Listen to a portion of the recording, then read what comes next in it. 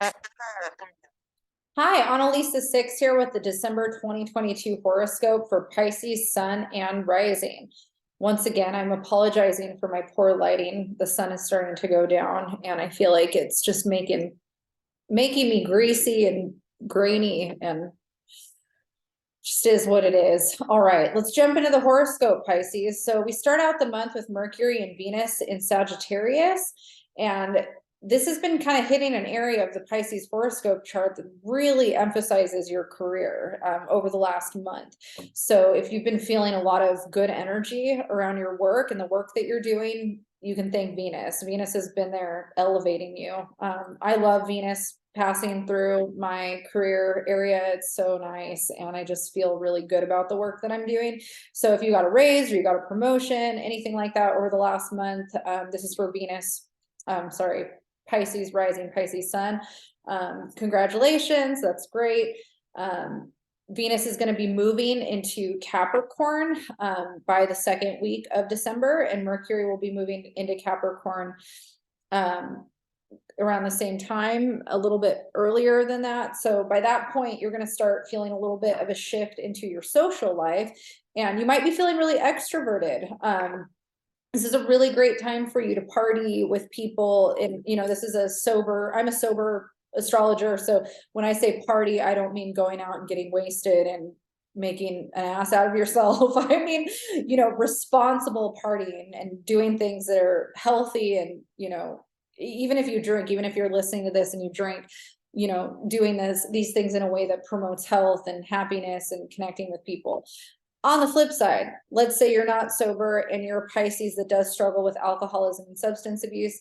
You need to be careful, because your desire to connect with people over the holidays and through December could have you really going all out and making some poor choices and just being very extra when it comes to those things. So you'd want to put a plan in place and definitely be mindful with that. So people in recovery, it's a great time for you to connect with other people in recovery and really kind of create a solid support system within your community around yourself.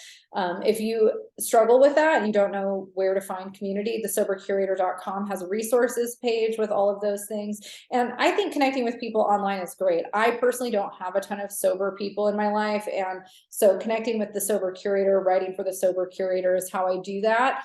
And it's really good for me to have that in my ether, because when I'm out and about and going to holiday parties, I'm not surrounded by sober people. I'm one of the only sober people there with my husband, and it's hard. It's definitely hard. So when I'm in those environments and I know I have this online community to come back to, or other sober friends of mine that live other places that I can talk to on my phone, it definitely gives me a sense of community. And so I think that's going to be really important for you, Pisces, because Pisces also is the sign that rules alcohol. I mean, Neptune's the planet that rules alcohol, but Neptune rules Pisces.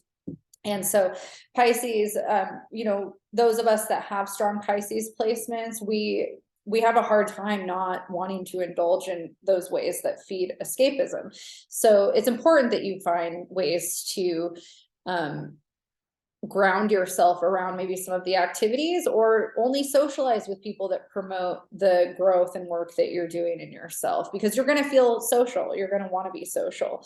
And Pisces also is not a super extroverted energy, even though it can be. It can, depending on where it falls in your chart, come off that way. But the thing that people don't understand about Pisces when it's being extroverted is that the amount of time a Pisces dominant person needs to recover from that extroversion is almost double. It's like, okay, I went and socialized, and now I need to go into my hidey hole and just completely recover for maybe an entire day or 2 days or a week. It can be a lot on the nervous system. And so another thing on that same vein is, at the beginning of the month of December, we have a full moon at 16 degrees Gemini. That's happening either on the 7th or 8th, depending on the time zone and location that you live in. And that is going to be hitting an area of the chart for Pisces horoscope that represents our relationship to our home and how we feel in our home. And so that full moon might be a time where we're kind of working through how we balance our extroverted life and our internal life. And that goes for our relationship with our friends and our relationship with our family as well. And by our, I mean you as the Pisces sun, Pisces rising. Full moons are about releasing and letting things go. And so when it's happening in this area of the chart, on a more metaphysical and like kind of spiritual, deeper level, some of the things that might come up may have to do with relationship dynamics that we've had with our family members that we feel like we're ready to move on from and we're ready to let go of. And of course, like this time of year brings a lot of that stuff up. And so this might be a time where you're setting some boundaries, which is hard to do with a Gemini energy. Gemini is not necessarily good at boundaries. And so you might be navigating like, what boundaries can I set? And Mercury and Venus, when Mercury and Venus enter Capricorn, Capricorn energy is really good at boundaries. That's why a lot of people have a hard time with Capricorn people, because they're so blunt about what they're not going to put up with. It can feel really harsh and really mean. I really like it. You know, Saturn, Capricorn's ruled by Saturn, which is all about boundaries and form, structure, rules, responsibility. Very hard energy for Pisces. Pisces is very much like, I don't want to be around that hard grounded energy. But Pisces needs that so much, because Pisces is just this open, fluid, mutable, swimming through it all, you know, kind of energy that needs boundaries with itself and with others. And so one of the things that's beneficial about Mercury in Capricorn for Pisces is it might actually help you communicate those boundaries, even though it's probably going to feel really anxiety inducing, especially for that Mars and Gemini energy. But setting boundaries with friends and family might have to be a thing. And when we're in recovery, we're always having to set boundaries. I feel like my boundaries as someone in recovery are constantly changing. Like I'm constantly like, oh, I thought I could be around this and now I can't. What do I need to say or do in the future to protect myself from this, you know, moving forward? And sometimes I don't really realize it till I'm in it, because I don't even know that it's something that's going to bother me. So that could be something that comes up for you, where you go to a party with people that you love and you're feeling really extroverted and social, and then you get there and you're like, wow, this is really hard for me to be around. And you know, I think that one of the things that's helpful is just finding ways to create that sense of community or that connection with others without necessarily thinking that you have to do everything. Like you can go and just be there for an hour and give yourself a cutoff time and be like, I'm leaving at this time, you know, before other people get crazy. Like that can be a really beneficial thing to do if you're in recovery and you find yourself in that situation socially, because that's definitely possible for you this month. So by the end of December, like still talking about December, by the end of December, we're going to have a new moon in Capricorn, and that's going to be at 1 degree Capricorn. Let's see where that's hitting. Just want to make sure I'm doing a good interpretation here. This is a really good time for you to set intentions around things that you want to manifest into your work life as well as your social life. So I personally love a new moon in Capricorn, because I feel like, especially when it's hitting in this area of the chart, because it's a great time to ask the universe for what you want when it comes to elevating yourself in the world and in your relationship dynamics with your community, not necessarily romantic relationships, but just friends, you know. So if you feel like there's a lack of community in your life, this is a great time to set intentions towards the type of community you want to draw in and the types of relationships and progress you want to make at work, and maybe your identity around work. This new moon is also going to be making a square to Jupiter in Aries. So there's some tension there. And that looks like it's going to be hitting in the first house for a Pisces rising, or possibly the second house for Pisces rising. In the chart that I'm looking at, it's hitting the first house, but it's very possible that it could be a second house. But either way, that energy has to do with our identity. And so we might feel this need to grow past where we've been, and this is a great time to ask for that, to kind of tell the universe, I'm ready just remember, be careful what you wish for, because you have to meet it, right? I can't tell you how many opportunities I've manifested into my life when I wasn't ready.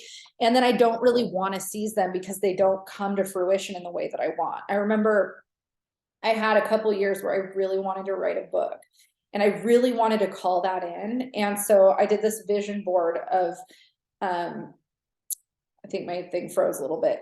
I did a vision board where I put authoring a book on it. And I ended up getting a publishing company reaching out to me, basically pitching a book idea to me. And they were like, we found your Instagram account. This was an old Instagram account where I had a little bit of a larger platform than I do now.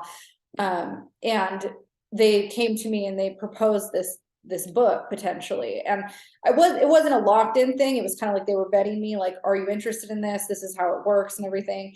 And I remember really being weirded out, because I don't know why I was weirded out, because I am a pretty big manifestor in my life, but I was like, wow, this is on, I literally have a vision board where like authoring a book is on my vision board right now.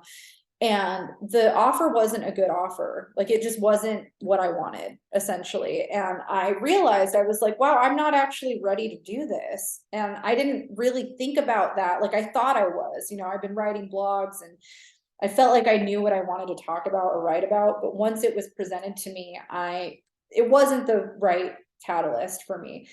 And it was a really good learning experience for me when it came to manifestation and asking for what I want, because I think that if we ask for something and the universe meets us, if we're not ready to meet that opportunity, it's a wasted manifestation, right? It's like, I could have done it, but I don't think I would have been happy because it wasn't the right way. I still would love to author a book someday, but I've got a certain way that it needs to happen. And I'm as much as I want to go with the flow, I also don't want to say yes to something that I'm going to regret later, right? So just think about that when you're manifesting for the new moon in Capricorn around your career. Make sure you set intentions that you're going to feel like you can meet when the opportunity arises. And make sure, I think another thing too, people think I want more money, so I want a promotion. But what does a promotion usually mean? More responsibility, more work. Is that something that you want? If it is, great. Ask for it. If it's not, what are some things that you could ask for instead that are more in alignment with what you actually want? Maybe you want a promotion, but maybe you don't necessarily want more work. So what does that mean? What does that actually look like? Maybe it's not a promotion. Maybe it's just a raise, So those are things that you want to get really clear on with yourself around this new moon when it comes to asking for more at work or in your social life, because those are the themes.